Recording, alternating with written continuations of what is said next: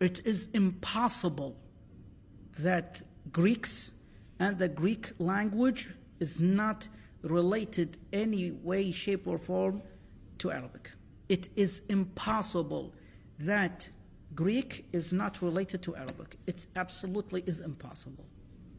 First of all, when you look at ancient Arabic writings, such as a Thamudi writing, it is precisely like Greek when it comes to the kh sound.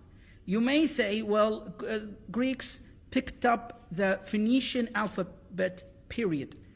Not every single Greek alphabet is from the Phoenician language.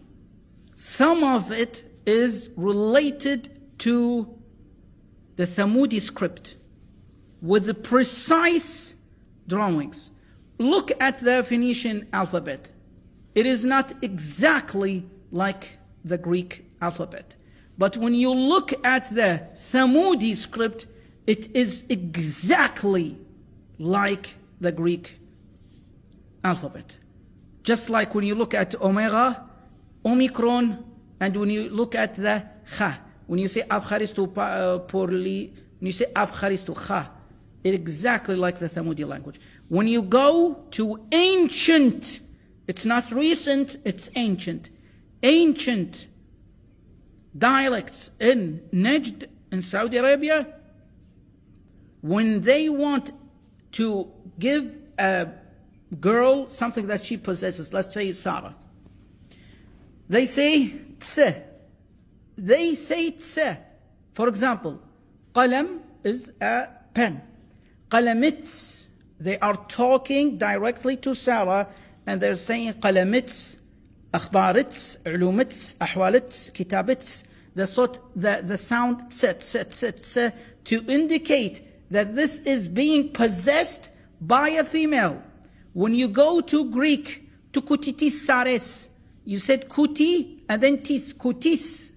Kuti, which is a container, guti, l'arbuwa. Kuti in Greek. Kutitis, you're saying that this is being possessed by a female, an absent female. But still, you use that tse sound for a female, which is exactly like in Najd. When you go back in time, when you look at older versions of Greek, the older that you get, the more close it becomes to Arabic. Does that mean that Arabic language, the Arabic language, is the father of the Greek language? No. Tiputa. However, it is completely logical that they emerged from the same linguistical zone, if you will. And when you look at this article, it clearly states that the most logical possibility is that this particular region, this Fertile Crescent, is where Indo-European languages emerged. So enough with this intellectual laziness of describing languages as Semitic languages.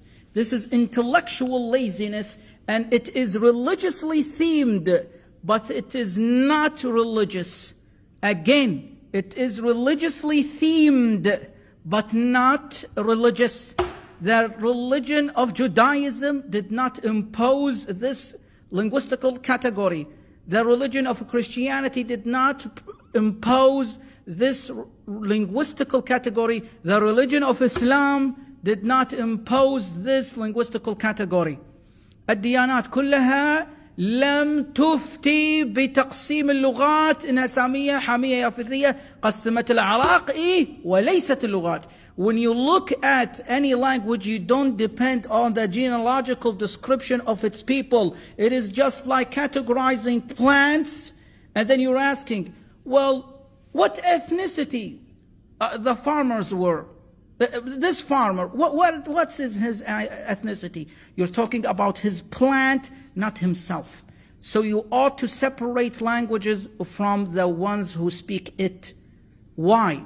because languages never advance vertically, solely.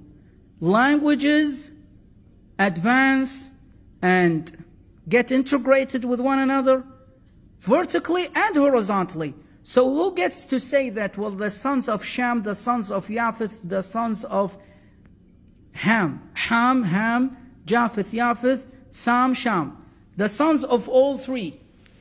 Who gets to say, well, look, they all had this specific linguistical category. They were all related. All of them were related. It is completely illogical to lump them with different linguistical groups. Well, then you say, well, there are Semitic languages that look alike. They're not Semitic languages. It is more intellectually accurate to describe them geographically, not genealogically. We ought to use geographic, but you don't want to use geographic, because once you associate Semitism with Iraq, you will feel responsible and feel more welcoming to Iraq. But you don't want that. You want Semitism to not be geographically Iraqi. You need to separate Semitism from the Middle East, unless it is religiously Jewish. And this is the awkwardness of your European universities. You're not that religious and you're not that secular to begin with. This awkwardness messed us all up. And we may say, Dankeschön to one historian, August Ludwig von Schlitzer. In 1771, he started this whole Semitic description of languages. Languages were not described as Semitic. Languages were more logically viewed and perceived. The more that you look back at ancient Greek, the closer it becomes to Middle Eastern languages. And when you look at the ancient tribes of Greek, they had all the signs that they came from us. We are closer to the Greeks, to Greek people than they are to Slavics. We're closer to Greek people than they are close to Western Europeans. We are closer to them than Germans. We are, not just with our skin tone, but with our linguistical features. And when you go back to ancient Greeks, they had a system that is so close to the Dhamma, Fatha, Kasra, which are the movements in the Arabic language. We don't just have vowels. We have markers that indicate how to move said vowel. So in English you have short vowels and you have long vowels. In Arabic we have harakat, which resemble the function of short vowels and long vowels. Ancient Greek, it had the same. It had duality.